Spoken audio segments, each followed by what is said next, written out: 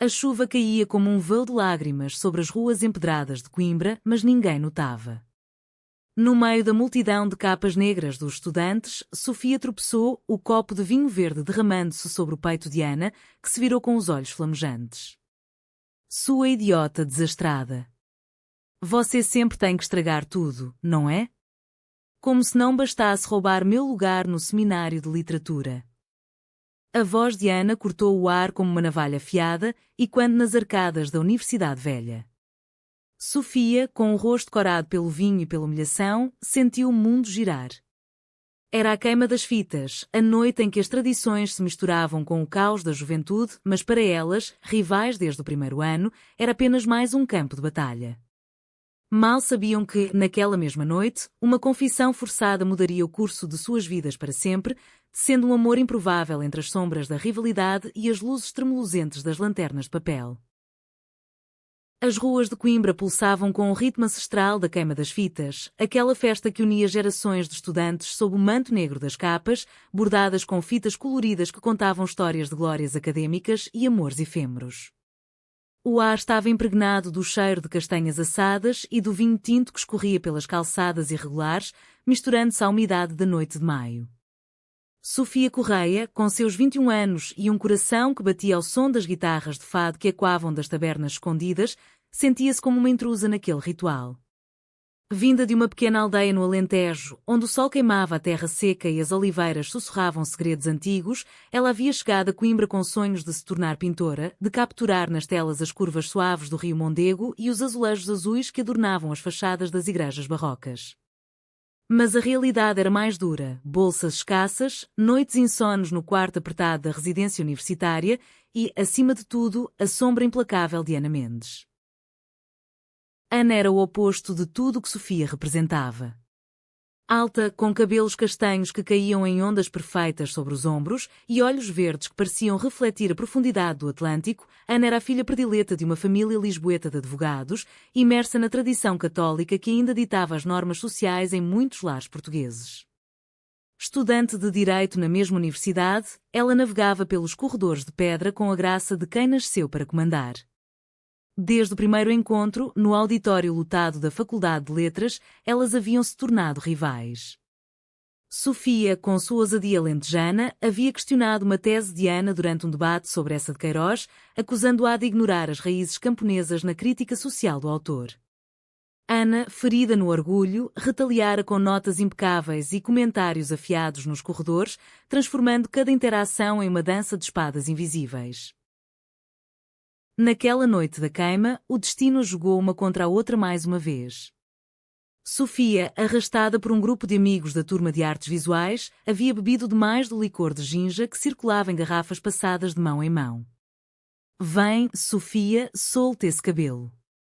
Hoje é para esquecer os livros e dançar como se o mundo acabasse amanhã, gritava Maria, sua companheira de quarto, uma rapariga de Trás-os-Montes com um riso contagiante.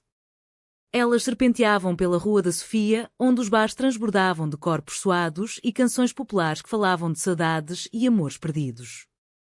Foi ali, na praça em frente à Sé Velha, que o acidente aconteceu. Sofia, tentando fugir de um abraço apertado de um colega embriagado, esbarrou em Ana, que conversava com um círculo de admiradores da Associação de Estudantes. O vinho se espalhou como uma mancha de culpa sobre a blusa branca de Ana, e o silêncio que se seguiu foi mais ensurdecedor que o burburinho ao redor. Desculpa. Eu não.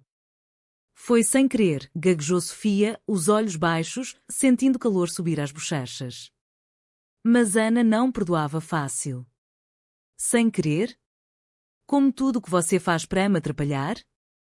Lembra da exposição na Biblioteca Joanina? Você sem querer derrubou minha maquete do projeto de restauro. A multidão riu e Sofia sentiu o chão abrir-se sob seus pés. Ana, com os punhos cerrados, virou-se para ir embora, mas o grupo de Sofia, vendo a oportunidade de virar o jogo, interveio. Ei, princesa da lei! Por que não resolve isso como gente grande? Um jogo de verdade. Verdade ou desafio, aqui na praça. Se ela perder, você manda nela a noite toda. Se ganhar, ela te deve um favor eterno. Ana hesitou, o orgulho inflamado pelo álcool e pela humilhação.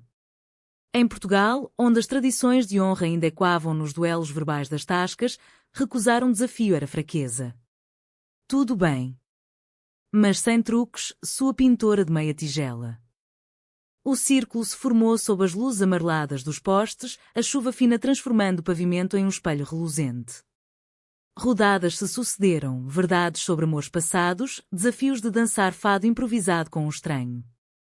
Sofia, com o coração acelerado, escolhia sempre a verdade, revelando pedaços de si que doíam, a mãe viúva no Alentejo, o pai que abandonara a família por uma vida no Brasil, a solidão que a levava a pintar retratos de mulheres invisíveis nas sombras das vilas.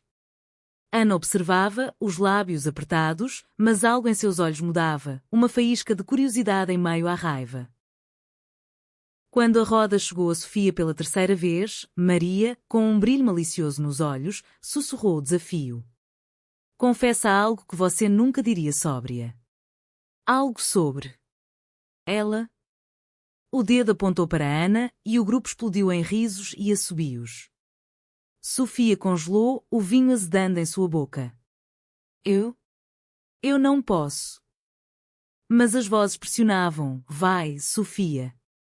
Ou desiste e paga a rodada inteira. O pavor misturava-se à verdade que borbulhava em seu peito há meses, desde que vira Ana recitar versos de Fernando Pessoa na Serenata da Latada, a voz trêmula carregando uma vulnerabilidade que contrastava com sua armadura de perfeição. Eu acho que você é linda, Ana. Mais que isso. Eu sonho com você às vezes. Com a gente. Sem brigas. Só. Juntas. As palavras saíram como um rio represado, forçadas pelo jogo, mas carregadas de uma sinceridade que silenciou a praça. Ana ficou imóvel, o rosto pálido sob a chuva, os olhos arregalados como se tivesse sido atingida por um raio. A multidão murmurou, alguns rindo nervosamente, outros aplaudindo o drama. Sofia, mortificada, fugiu pela rua escura, as lágrimas misturando-se à garoa, deixando para trás o eco de sua confissão, uma semente plantada em solo árido, destinada a crescer ou a murchar. Ana, sozinha agora, tocou o peito onde o vinho havia manchado, sentindo não raiva, mas um tumulto estranho, como o fado que começa em dor e termina em melancolia. Naquela noite, enquanto Coimbra dormia sob o manto estrelado, duas almas rivais começaram a tecer um fio invisível, entrelaçando destinos em meio às tradições que as amarravam e às paixões que as libertariam. Mas o amanhecer trouxe a ressaca da realidade. Sofia acordou no quarto da residência, o sol filtrando pelas cortinas de renda que sua mãe havia bordado à mão, com motivos de flores do campo alentejano. Seu estômago revirava não só pelo álcool, mas pela memória vívida da confissão. Meu Deus, o que eu fiz? Ela vai me odiar para sempre agora. Levantou-se cambaleando, olhando para o espelho rachado na parede, olhos inchados, cabelos emaranhados como as eras que escalavam as muralhas da cidade. Vestiu uma saia plissada simples, inspirada nas trajes das romarias de sua terra, e um suéter de lã grossa contra o vento fresco de Mondego. A universidade chamava, com aulas de História da Arte que prometiam mergulhar nos mestres renascentistas portugueses, mas sua mente vagava para Ana, para o modo como seus lábios se entreabriram em choque, para o rubor que subiu às suas bochechas. Enquanto isso, no apartamento elegante no bairro da Solum, Ana Mendes tomava o pequeno almoço com a família durante uma visita surpresa. O pai, um advogado renomado com bigode grisalho e olhares severos, lia o público à mesa de carvalho, enquanto a mãe arrumava os pastéis de nata com precisão cirúrgica. Filha, ouvi que você brilhou na queima. Mas cuidado com esses excessos. Em Portugal, a discrição é a alma da nobreza, disse o pai, sem levantar os olhos. Ana assentiu mecanicamente, mas seu coração martelava. A confissão de Sofia ecoava em sua mente como uma melodia proibida, desafiando as muralhas que ela erguera ao redor de si. Desde menina, educada em colégios de freiras em Lisboa, Ana aprendera a reprimir impulsos. O amor era para o casamento, para a perpetuação da linhagem, não para sonhos com rivais de olhos castanhos e risos descompromissados. Eu devo ignorar. Foi só o vinho falando, murmurou para si mesma, mas o desejo de ver Sofia novamente a consumia. O reencontro aconteceu na biblioteca da universidade, aquele santuário de silêncio onde os livros antigos exalavam o cheiro de pergaminho e incenso. Sofia, escondida entre as prateleiras de gravuras de Domingos Sequeira, folheava um volume sobre o barroco português, tentando-se perder nas volutas ornamentadas que simbolizavam a exuberância da alma lusa. Seus dedos tremiam ao virar as páginas, traçando as curvas de anjos alados que pareciam sussurrar conselhos sobre pecados e redenções. De repente, uma sombra se projetou sobre o livro. Você acha mesmo que pode se esconder aqui? Depois do que disse ontem? A voz de Ana era baixa, mas carregada de eletricidade, como o ar antes de uma tempestade no Douro. Sofia ergueu o olhar, o coração na garganta. Ana estava ali, com o cabelo preso em um coque severo, mas os olhos traíam uma vulnerabilidade que Sofia nunca vira. Ana, por favor. Foi um erro. O jogo, o vinho. Esquece. Eu não quis. Mas Ana se aproximou, o espaço entre elas diminuindo até que o ar se tornasse palpável, denso com o perfume de lavanda que Ana usava, evocando os jardins de Sintra. E se eu não quiser esquecer? E se eu tiver sentido mesmo, mas com medo demais para admitir? As palavras saíram num sussurro, forçadas pela urgência do momento, como se a biblioteca inteira conspirasse para uni-las. Sofia piscou, incrédula, e antes que pudesse responder, Ana inclinou-se, seus lábios roçando os de Sofia em um beijo hesitante, doce como mel de rosmaninho lentejano, sob o olhar indiferente dos bustos de poetas mortos. Aquele beijo, breve mas incendiário, foi o primeiro fio de uma tapeçaria tecida com fios de rivalidade e desejo. Elas se separaram ofegantes, os rostos curados, cientes de que haviam cruzado uma linha invisível. Isso não pode acontecer de novo, disse Ana, recuando, mas seus olhos diziam o oposto. Por quê? Porque somos rivais? Ou porque? Porque somos nós, rebateu Sofia, a voz trêmula.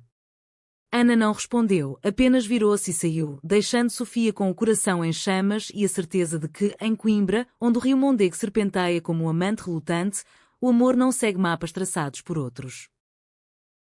Os dias seguintes foram um turbilhão de olhares furtivos nos corredores da Sé Nova, onde as aulas de ética jurídica de Ana se entrelaçavam com as de estética para Sofia. Elas evitavam contato, mas o magnetismo era irresistível.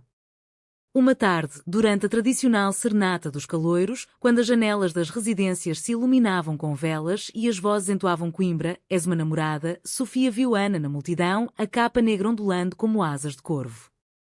Seus olhares se cruzaram sobre as cabeças e, naquele instante, o mundo se reduziu a elas duas estrelas em colisão, prestes a explodir em supernovas de emoção.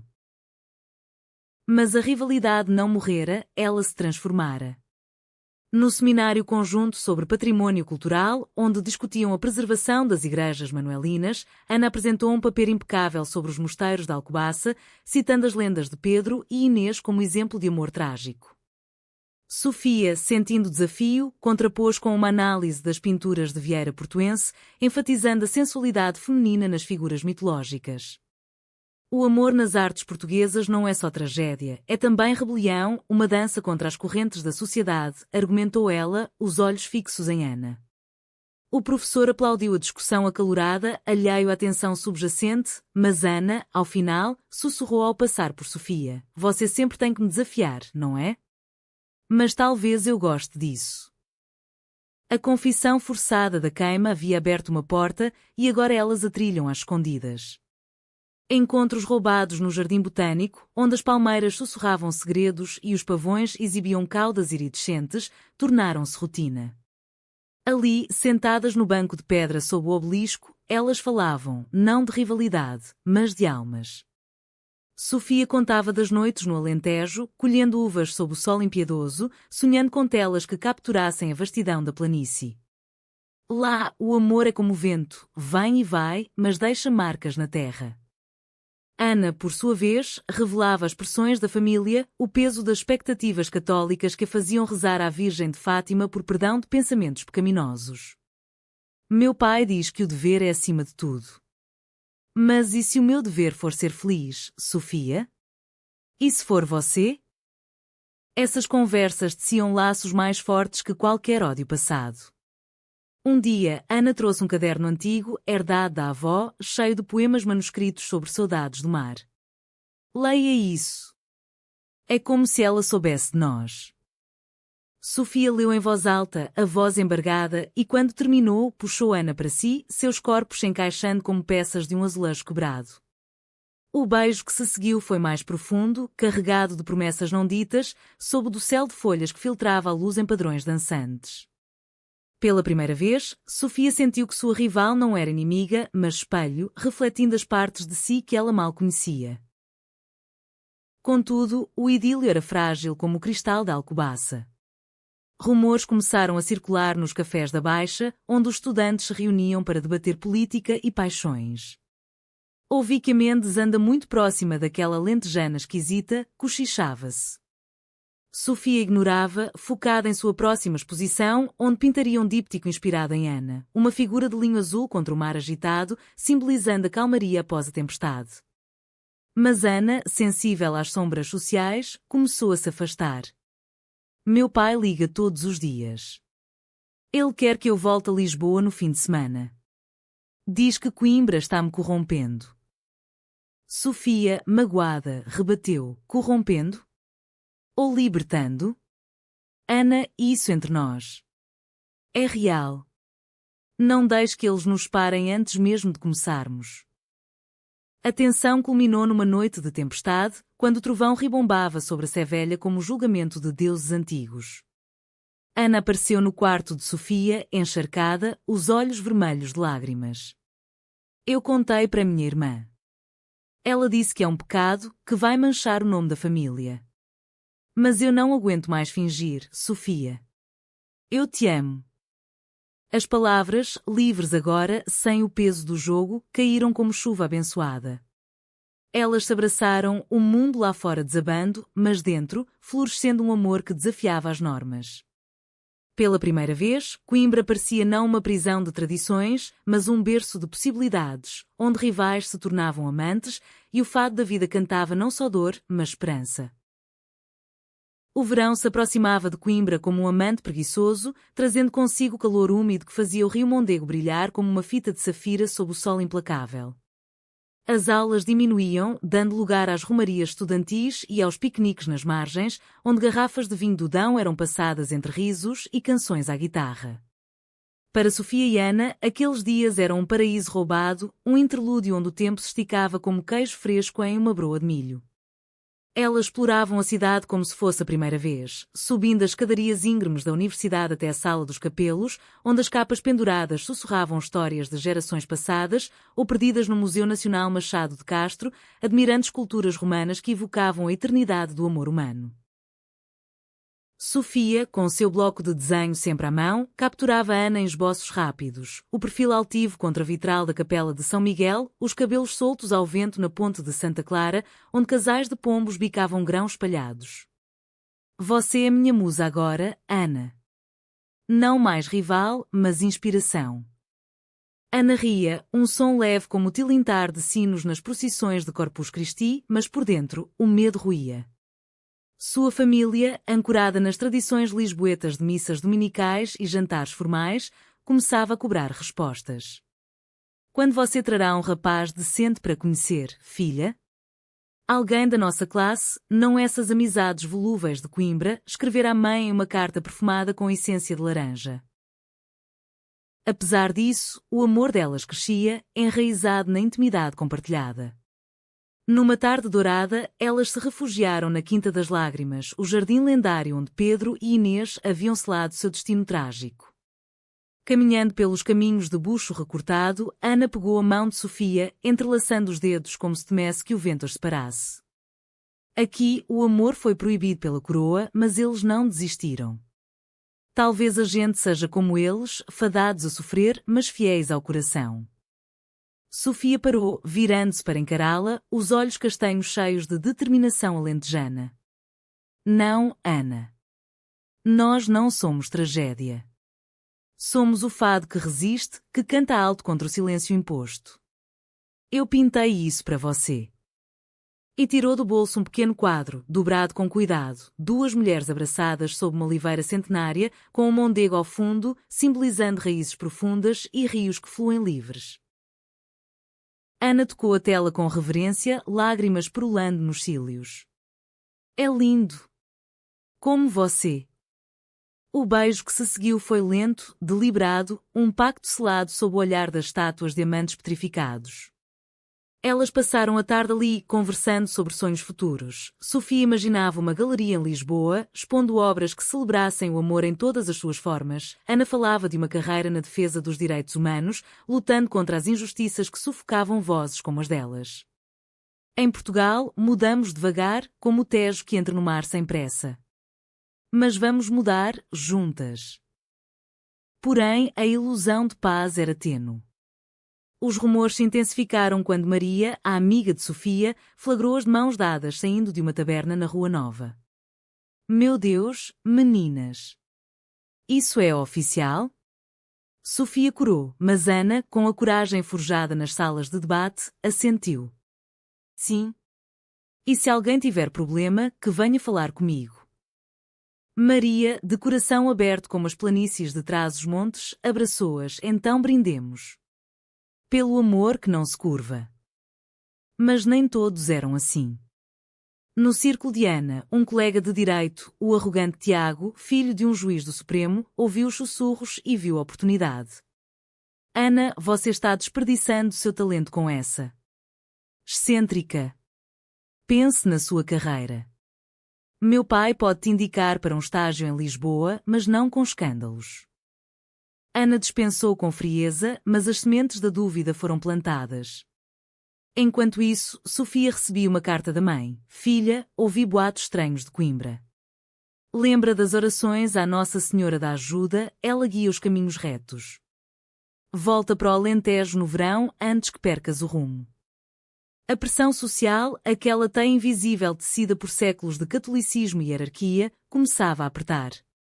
Em uma noite de insonia, Sofia pintou furiosamente, cobrindo a tela com tons escuros de tempestade, figuras entrelaçadas mas acorrentadas por sombras de olhares julgadores. O primeiro verdadeiro conflito veio durante a festa das espigas, quando os estudantes marchavam em procissão pelas ruas, carregando espigas de trigo como símbolos de fertilidade e renovação. Ana e Sofia, vestidas com trajes tradicionais, saias bordadas para Sofia, blusa de linho para Ana, juntaram-se à multidão. O ar cheirava a alecrim e pão quente, e as vozes entoavam hinos folclóricos que falavam de colheitas e amores campestres. Mas no meio da alegria, o pai de Ana apareceu inesperadamente, chamado por um informante anónimo. Ele, com seu fato impecável e expressão de granito, puxou Ana para o lado. O que é isso que ouço? Uma amizade imprópria com aquela rapariga? Você é Mendes, Ana. Não uma rebelde de província. Ana empalideceu, mas defendeu-se. Pai, é mais que amizade. É amor. E em Portugal, o amor não tem gênero, tem alma. O pai riu, amargo. Alma? Isso é ilusão de juventude. Pense na família, na igreja. Seu tio padre já foi avisado. Sofia, observando de longe, sentiu o pânico subir. Quando o pai se foi, Ana correu para ela, os olhos cheios de fúria e medo. Ele ameaça-me tirar de Coimbra. Diz que vou para um colégio interno em Lisboa até endireitar. Elas choraram juntas ali, no meio da procissão, ignoradas pela multidão festiva, sentindo o peso da tradição como correntes de ferro forjado. Naquela noite, no quarto de Sofia, elas se abraçaram em silêncio, o som da chuva batendo na janela como um lamento de fado. Não vou deixar que nos separem, jurou Ana, traçando os contornos do rosto de Sofia com os dedos. Vamos fugir, se preciso. Para o Algarve, onde o mar lava as culpas. Sofia sorriu tristemente. Ou ficamos e lutamos. Como as mulheres de 1974, que marcharam pela liberdade. O amor delas, nascido de uma confissão forçada, agora era uma chama que iluminava as trevas sociais, mas também atraía ventos contrários. Semanas depois, a rivalidade acadêmica ressurgiu como um fantasma. No concurso de projetos para o Festival de Leiria, Ana e Sofia foram escaladas para colaborar em uma apresentação sobre amor e sociedade na literatura portuguesa. Ironia cruel, debater Camões e suas Lusíadas, onde o amor épico colide com deveres nacionais. Elas trabalharam noite adentro na biblioteca, papéis espalhados como folhas de outono, rindo de anacronismos e roubando beijos entre citações. Veja, os Lusíadas falam de heróis que desafiam deuses por amor, dizia Sofia. Ana respondia, e nós desafiamos a sociedade por nós. O projeto foi um sucesso, ganhando aplausos, mas Tiago, invejoso, espalhou veneno. Elas trapacearam. Usaram o relacionamento para se promover. O boato chegou aos ouvidos do reitor, um homem conservador de bigode grisalho, e uma investigação sutil começou. Ana, pressionada, confrontou Tiago em um café na Praça da República. Por quê? Inveja porque eu escolhi ela, não você? Tiago sorriu friamente. Não inveja, Ana. Realismo. Em Portugal, escândalos destroem carreiras. Eu só protejo você. Mas era mentira, era controle, o mesmo que o pai exercia. Ana saiu dali tremendo, correndo para Sofia, que pintava no ateliê da faculdade, pinceladas vermelhas de paixão e raiva. Ele é um traidor, Ana. Como Judas no Evangelho que você tanto estuda. Elas se beijaram com urgência, reafirmando o laço, mas o sofrimento inesperado da pressão social começava a corroer as bordas de seu paraíso. O outono chegou a Coimbra com um manto de folhas ocre e castanhas, caindo preguiçosas sobre as margens do Mondego como confetes de uma festa finda. O ar ficava mais fresco, carregado do aroma de figos maduros e do fumo das lareiras nas casas antigas, onde avós contavam lendas de moras encantadas para netos boquiabertos. Para Sofia e Ana, a estação trazia uma melancolia doce, um fado sussurrado nas noites em que se encontravam às escondidas no mosteiro de Santa Cruz, cujos claustros ecoavam com os passos de monges medievais. Ali, sentadas nos bancos de pedra desgastados pelo tempo, elas compartilhavam silêncios carregados de significado, as mãos unidas sob o manto das capas negras, desafiando o frio que se insinuava pelas frestas. Mas a pressão social, como uma névoa persistente do Tejo, não se dissipava. A família de Ana intensificou os ataques, cartas semanais da mãe, repletas de referências bíblicas sobre o caminho estreito da retidão, e telefonemas do pai, cuja voz grave ressoava como um sermão de púlpito. Você está jogando fora seu futuro, Ana. Aquela rapariga é uma distração passageira, como as modas de Paris que vêm e vão. Ana, cada vez mais isolada, começou a duvidar. E se ele tiver razão, Sofia? E se isso for só uma fase, um eco da confissão bêbada da queima? Sofia, com a resiliência das terras áridas do sul, pegava seu rosto entre as mãos. Fases não doem assim, amor. Isso é raiz, como a cortiça que resiste aos incêndios. Para aliviar a tensão, elas planejaram uma escapada para o fim de semana, uma viagem de trem para Óbidos, a vila literária morada, onde as ruas de cal branca serpenteavam entre casas cobertas de buganvílias e livrarias escondidas em antigos celeiros. Lá ninguém nos conhece. Só nós duas e as histórias dos livros, propôs Sofia, os olhos brilhando como estrelas no céu alentejano. Ana hesitou, mas cedeu, comprando bilhetes em segredo. O trem chacoalhava pelas planícies do Ribatejo, passando por rebanhos de touros bravos e campos de arroz que refletiam o céu, e elas se encostavam na janela, cabeças unidas, sonhando em voz alta. Imagina uma vida assim, uma casa pequena no Alentejo, com um estúdio para você pintar e uma biblioteca para mim ler casos de justiça poética. Em Óbidos, o encanto da vila as envolveu como um abraço. Elas passeavam pelas muralhas, de onde se via o Atlântico distante, azul e infinito, e paravam nas tabernas para provar ginginha em copos de chocolate, rindo como meninas sem preocupações. Na livraria central, um labirinto de estantes atulhadas de tomos poeirentos, Ana encontrou um volume raro de Sofia de Mel Brainer, com versos sobre o mar e a liberdade. Leia para mim, pediu Sofia, e Ana, com voz trêmula, recitou: o mar é sempre o mesmo e sempre diferente. O momento era perfeito, um bálsamo para as feridas sociais, até que, na praça principal, durante uma feira de livros, elas avistaram um rosto familiar, a prima de Ana, Beatriz, de férias com o marido. O encontro foi inevitável. Beatriz, com seu sorriso educado e olhos curiosos, abraçou Ana efusivamente. Prima! Que surpresa! E quem é essa linda companheira? Ana gaguejou, Sofia, minha colega de universidade. Mas o olhar de Beatriz demorou-se, notando as mãos que se tocavam discretamente. Bem, aproveitem. Mas cuidado com os olhares da gente local, Óbidos é pequena, e as línguas, afiadas como facas de ourives.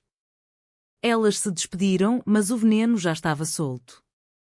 No trem de volta, Ana desabafou. Ela vai contar para os meus pais. Tudo vai explodir. Sofia, apertando sua mão, rebateu. Então que exploda. O amor verdadeiro sobrevive às cinzas, como fênix renascendo. De volta a Coimbra, a explosão veio mais cedo que o esperado. O pai de Ana, furioso, apareceu na residência dela com o tio-padre, um homem austero de batina preta e rosário tilintante. Isso acaba agora. Você vem para Lisboa amanhã. Terapia, rezas, o que for preciso para curar essa aberração. Ana, encurralada no quarto apertado, gritou pela primeira vez. Aberração? Isso é amor, pai. Amor como o de Cristo pela humanidade, sem condições. O padre interveio, citando Levítico com voz serena, mas Ana o calou. A Bíblia também fala de misericórdia, tio. E eu mereço a minha. O confronto terminou com Ana trancando a porta, ligando para Sofia em prantos. Eles me odeiam. O que eu faço? Sofia correu até lá sob a chuva outonal, batendo à porta até que Ana a deixasse entrar.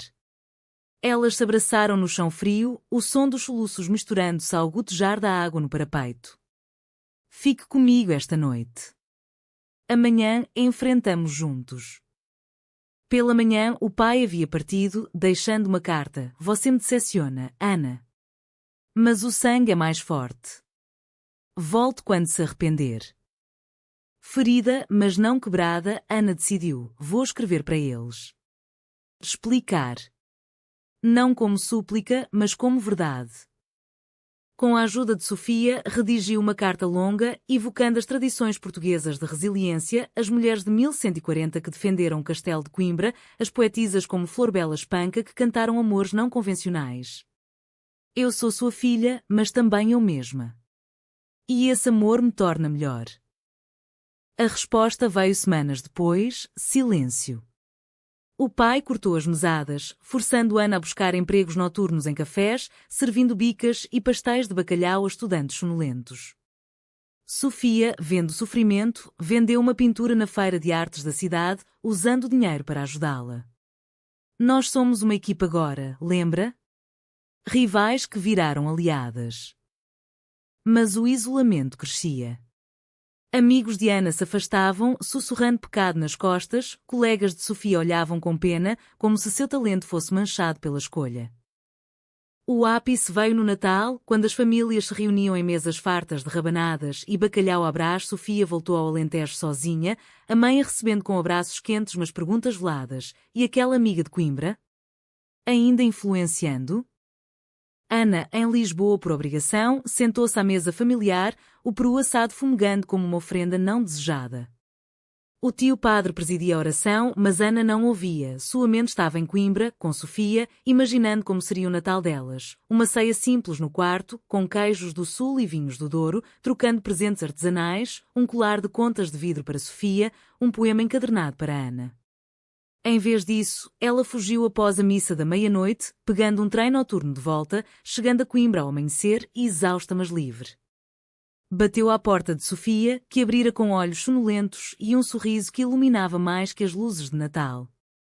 Voltei para você. Feliz Natal, meu amor. Elas passaram o dia na cama, enroladas em cobertores de lã, comendo figos secos e lendo contos de Natal portugueses, rindo das bruxas más das lendas minhota. Mas o sofrimento inesperado não parava. Tiago, o traidor oportunista, usou o vácuo da ausência de Ana para se aproximar do pai dela, oferecendo conselhos em troca de favores profissionais. Ela precisa de intervenção, Sr. Mendes. Eu posso ajudar. O pai, desesperado, aceitou, planejando uma armadilha, convidar Ana para um encontro familiar em Lisboa, onde um terapeuta conservador esperaria.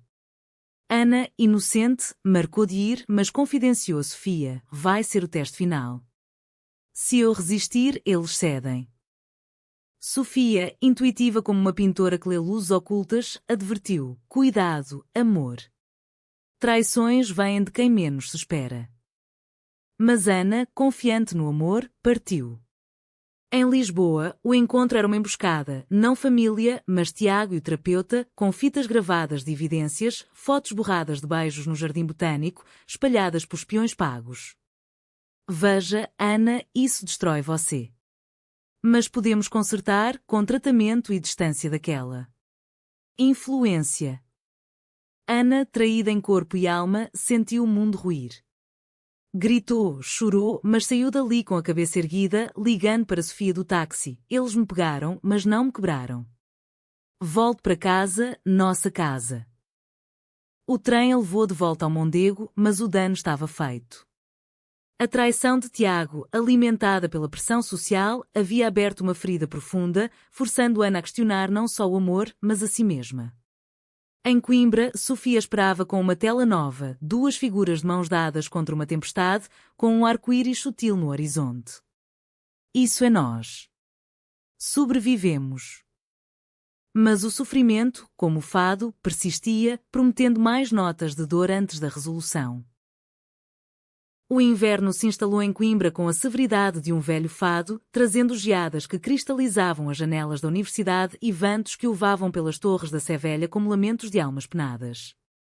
As ruas, outrora vibrantes, agora ecoavam com passos apressados de estudantes enrolados em cachecóis de lã, carregando livros como escudos contra o frio.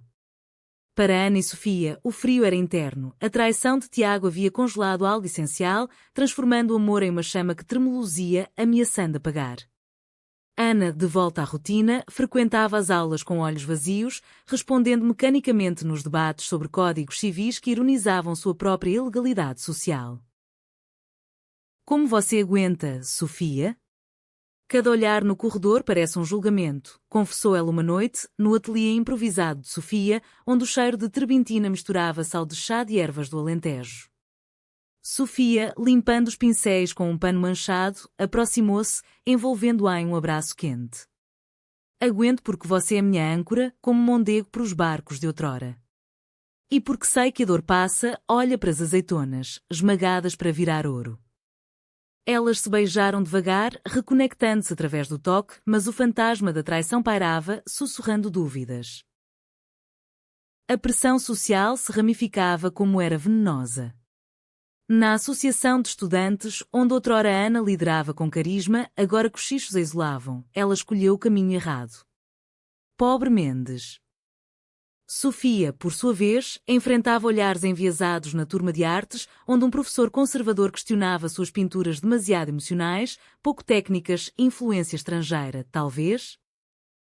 Mas elas encontravam refúgio na cultura local que tanto amavam. Participaram da Janeirinha, a festa de São João em versão invernal, dançando às roças com varas de ferro e fitas coloridas na Praça do Comércio, fingindo que o mundo era só ritmo e folclore.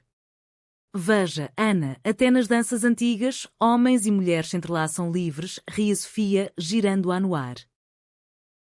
No entanto, o pai de Ana não desistia. Mandava pacotes de reconciliação, livros de santos e rosários de Fátima, acompanhados de bilhetes. A misericórdia espera o arrependimento. Ana os devolvia, mas cada recusa enfraquecia. Uma noite, durante uma nevasca rara que cobria Coimbra de branco como um sudário, ela desabou. E se eu for fraca demais? E se o amor não bastar contra eles? Sofia, acendendo velas de cera de abelha em torno delas, respondeu com uma história lentejana. Minha avó contava de uma pastorinha que amava uma tecelã. A família as separou, mas elas se reencontraram no além, tecendo tapetes eternos. Nós vamos tecer o nosso aqui, no agora. Inspiradas, elas decidiram contra-atacar com arte e palavra. Sofia propôs uma exposição conjunta na Galeria Universitária, Amores Escondidos, Vozes Femininas na Tradição Portuguesa, com pinturas dela e ensaios de Ana sobre autoras como Agostina Bessa Luís, que desafiaram normas. O tema era sutil, mas poderoso, retratos de mulheres em momentos íntimos, inspirados em lendas de rainhas mouras e poetisas do século XIX. Ana escreveu o texto curatorial. Em Portugal, o amor sempre foi rio, profundo, sinuoso, resistindo às margens impostas. A preparação as uniu, noites de risos e brigas criativas, onde a rivalidade antiga renascia como faísca benigna. A abertura foi um triunfo modesto. Estudantes lutaram o espaço, murmurando sobre as imagens evocativas, uma mulher com olhos de Ana olhando para outra com traços de Sofia, sob luzes de vitral. Maria e alguns aliados aplaudiram, mas Tiago apareceu com um sorriso falso. Parabéns. Mas cuidado, isso pode ser visto como propaganda. Ana o confrontou ali, voz firme. Propaganda? É verdade, Tiago. Verdade que você traiu por covardia. Saia daqui.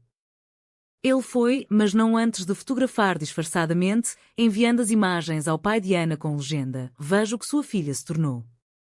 O backlash veio como uma avalanche. O reitor, pressionado por doadores conservadores, cancelou a exposição no dia seguinte, alegando conteúdo sensível. Jornais locais, como o Diário de Coimbra, publicaram artigos velados: arte ou ativismo? Controvérsia na universidade. Sofia, devastada, destruiu uma tela em fúria, mas Ana a deteve. Não. Isso prova que tocamos neles. Vamos lutar. Elas apelaram à Associação de Estudantes, reunindo assinaturas em petições que evocavam a Revolução dos Cravos, pela liberdade de amar e criar. Centenas assinaram, incluindo professores progressistas, transformando o incidente em um movimento pequeno, mas simbólico. Enquanto isso, a traição de Tiago se revelava em camadas. Sofia descobriu, através de Maria, que ele havia cortejado Ana no primeiro ano, rejeitado, e agora vingava-se com o pai, prometendo casamento político.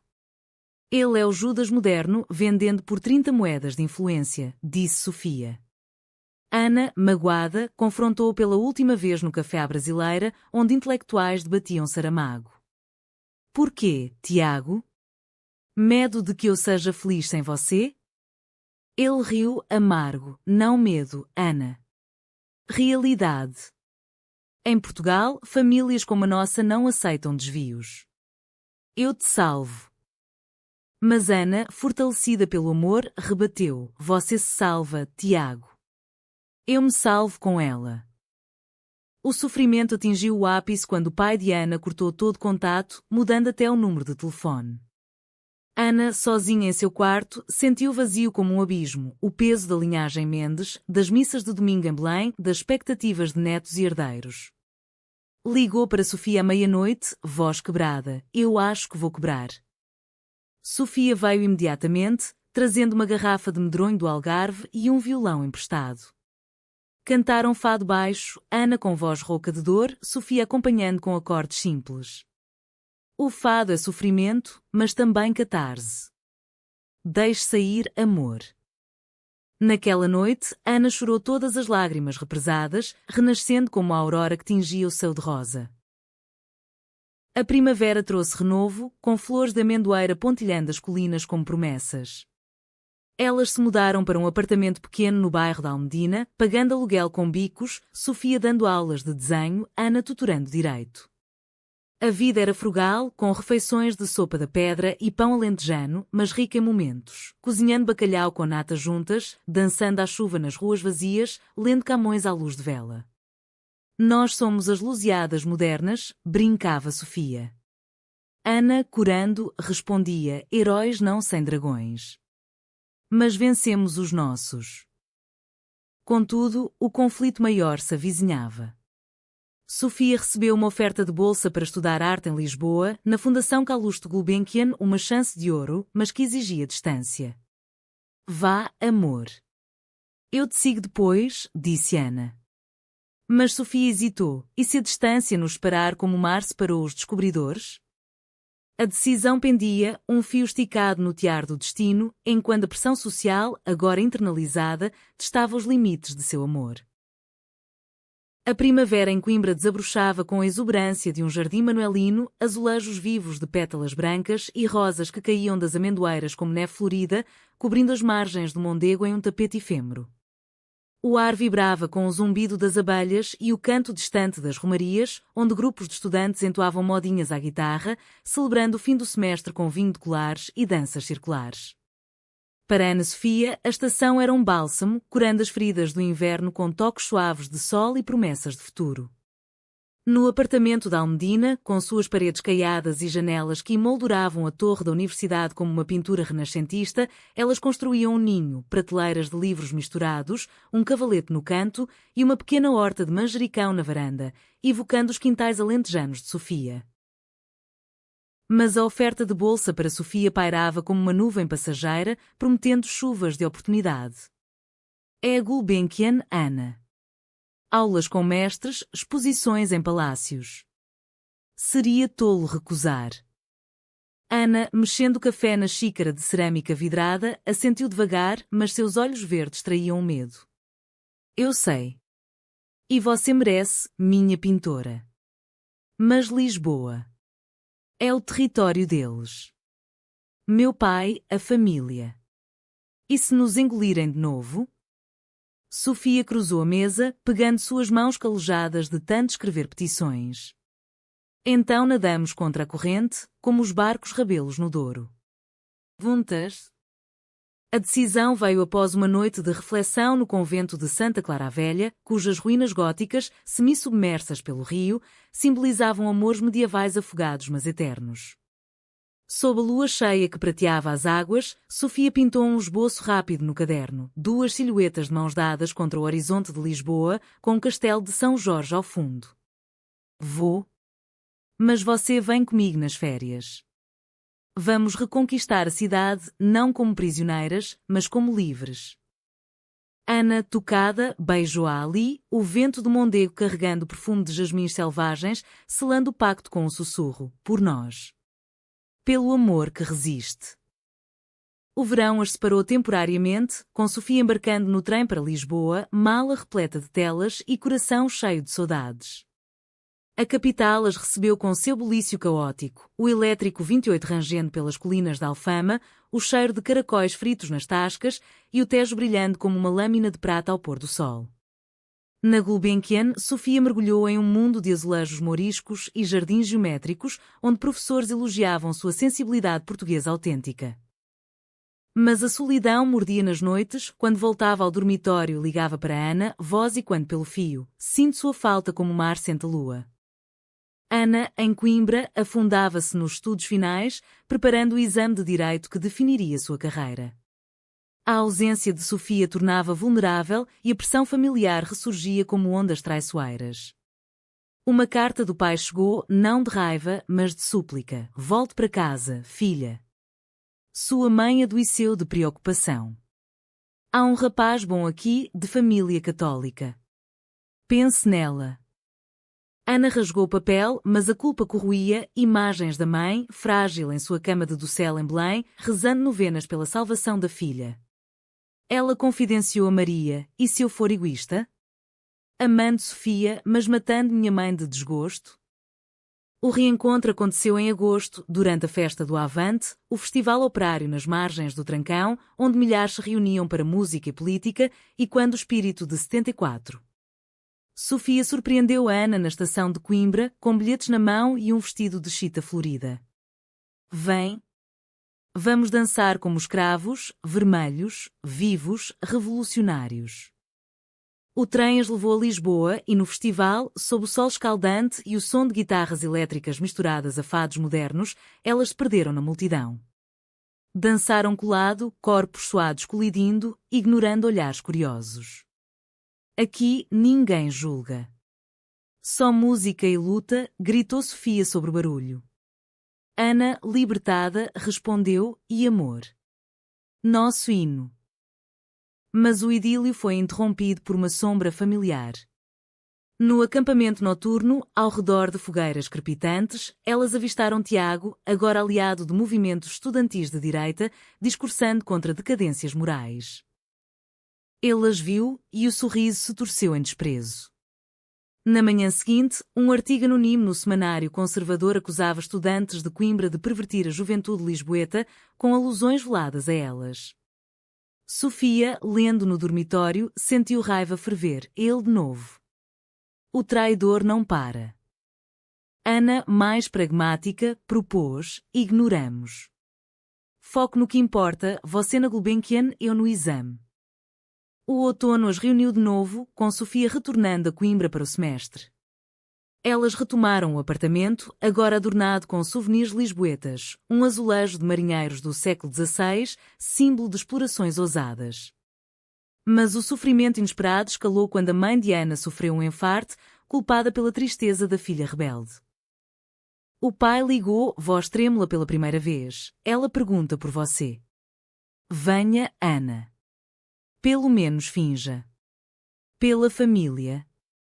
Ana, dilacerada, viajou a Lisboa sozinha, deixando Sofia com uma nota: volte logo. O amor vence, mas a família sangra. No hospital de São João, a mãe jazia pálida, tubos serpenteando como veias artificiais. Filha, perdoa. Eu rezo por ti. Ana chorou, segurando a mão frágil. Mãe, não há o que perdoar. Eu amo. Amo uma mulher que me faz inteira. A confissão, suave como um fado lento, surpreendeu a mãe, que piscou lágrimas. Então, traga-a, deixe-me ver a felicidade nos seus olhos. O pai, na porta, ouviu tudo, o rosto endurecido suavizando em resignação. Se é isso que te faz forte. Talvez eu esteja errado. De volta a Coimbra, Ana contou a Sofia, abraçando-a com fervor. Ela quer te conhecer. É um começo. Mas a traição final veio de onde menos esperavam. A prima Beatriz, invejosa da liberdade delas, vazou fotos antigas da exposição para um bloco católico radical, inflamando um escândalo online. Petições contrárias surgiram, chamando-as de ameaça à moral portuguesa. O reitor, sob pressão, suspendeu Ana de atividades extracurriculares. Isso dói mais que tudo, admitiu Ana, sozinha no apartamento. Sofia, pintando uma tela furiosa de figuras acorrentadas rompendo grilhões, rebateu: dói porque é injusto. Mas vamos transformar em arte um manifesto. Elas escreveram um artigo conjunto para o jornal universitário O Amor como Direito Humano, Lições de Portugal, citando a Constituição de 1976 e autoras como Maria Velho da Costa. Publicado, gerou debate nacional, com apoio de ativistas LGBTQ+, em Lisboa e Porto. Mas o custo era alto, amigos se afastavam, empregos sumiam. O ápice veio numa manifestação estudantil contra a censura, onde Tiago liderava o contragrupo, gritando tradição acima de tudo. Ana subiu ao palanque improvisado, voz amplificada. Tradição é também amor, o de Inês e Pedro, o das mães que criam filhas livres. Parem de trair o que nos torna humanos. A multidão aplaudiu, mas Tiago cuspiu. Você traiu sua classe, Ana. Ela, olhos em chamas, rebateu. Não. Você traiu a si mesmo. O confronto físico quase aconteceu, mas Sofia interveio, puxando-a dali. Naquela noite, exaustas, elas chamaram no silêncio do quarto, corpos entrelaçados como raízes de oliveira, encontrando força na vulnerabilidade. O sofrimento nos forja, murmurou Sofia. Ana, adormecendo em seus braços, sonhou com um Portugal onde o amor fluía livre como o Tejo ao mar.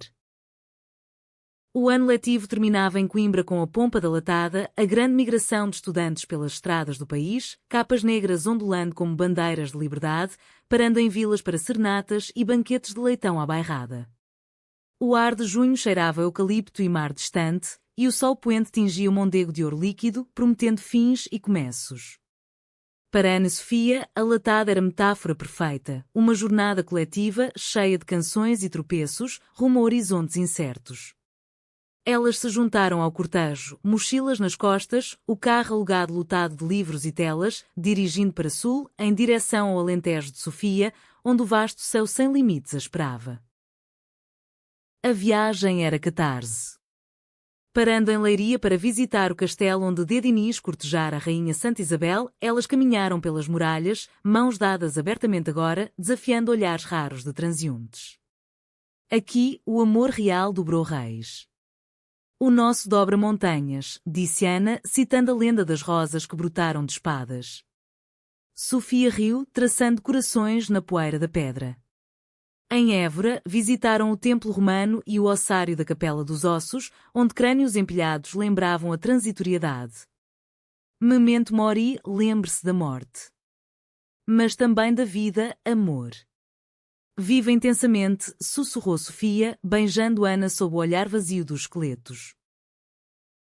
No Alentejo, a mãe de Sofia as recebeu na casa de adobe, com paredes caiadas e chaminé fumegante. Apesar do calor, então você é famosa, Ana, disse ela, olhos sábios como planícies antigas, servindo uma mesa farta de migas, porco preto e azeite dourado.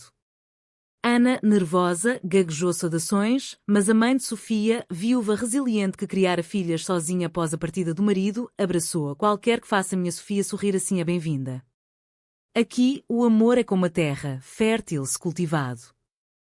Conversas fluíram à noite, sob estrelas que pareciam colhidas do céu, com histórias de romarias e vindimas, tecendo Ana na tapeçaria familiar. Enquanto isso, em Lisboa, o escândalo da manifestação fermentava. O artigo delas ganhou tração, republicado em jornais como o Expresso, com editoriais sobre o despertar que era em Portugal pós-crise. Ativistas convidaram-nas para um debate na casa da escrevedora, mas a traição final veio do pai de Ana, não mais raiva, mas uma carta de rendição. Sua mãe melhorou. E eu? Refleti. Venha em família. Traga Sofia. Não como inimiga, mas como filha. As palavras, manuscritas em papel timbrado, tremiam na mão de Ana ao lelás no pátio da casa alentejana. Lágrimas caíram e ela correu para Sofia, que pintava o pôr do sol sobre vinhedos. Ele cedeu. Quer nos conhecer. O reencontro em Lisboa foi tenso como uma corda de viola afinada demais. Na casa dos Mendes, com seus móveis de jacarandá e crucifixos de marfim, o pai esperava, envelhecido, ao lado da mãe recuperada. Sofia. Prazer, disse ele, estendendo a mão rígida. A mãe, com um chale de renda de Vila do Conde, sorriu fracamente. Cuide dela. Ela é teimosa como eu. O jantar foi silencioso no início, pratos de cataplana e salada de polvos passando como ofrendas de paz. Ana quebrou o gelo. Pai, isso não é fase. É vida. Ele assentiu, voz rouca, eu sei. Errei. Mas em Portugal, mudamos devagar. Me dê em tempo. A traição de Tiago, revelada em uma carta anônima de remorso, eu era fraco. Perdoe-me, fechou um ciclo. Ele se afastou, deixando espaço para cura. De volta a Coimbra para a cerimônia de formatura, Ana e Sofia subiram ao palco juntas, capas bordadas com fitas que simbolizavam não só cursos, mas jornadas compartilhadas. O reitor, agora aliado, mencionou a coragem de vozes novas. Na festa posterior, na Quinta de Santa Cruz, elas dançaram sob lanternas de papel, o fado dando lugar a valsas modernas. O futuro se desdobrava, Sofia aceitando a bolsa, mas negociando para pendulares, Ana ingressando em um escritório de direitos humanos em Lisboa, defendendo causas como a delas. O amor, nascido de rivalidade e confissão forçada, sobrevivera à pressão social, emergindo mais forte, humanizado pela dor. Não era conto de fadas, havia cicatrizes, como as veias de mármore nas estátuas de Coimbra, mas era real, sente-se na tapeçaria portuguesa de saudades e esperanças. Anos depois, em uma exposição em Belém, Sofia pintaria rios entrelaçados, um díptico delas contra o Tejo, com dedicatória, para Ana, minha rival eterna, meu amor infinito. E Ana, ao lado, sussurraria, e para Sofia, que forçou a verdade e colheu o coração. Em Portugal, onde o fado canta de perdas e redescobertas, elas eram prova de que o sofrimento inesperado pode brotar rosas, duradouras, perfumadas, livres.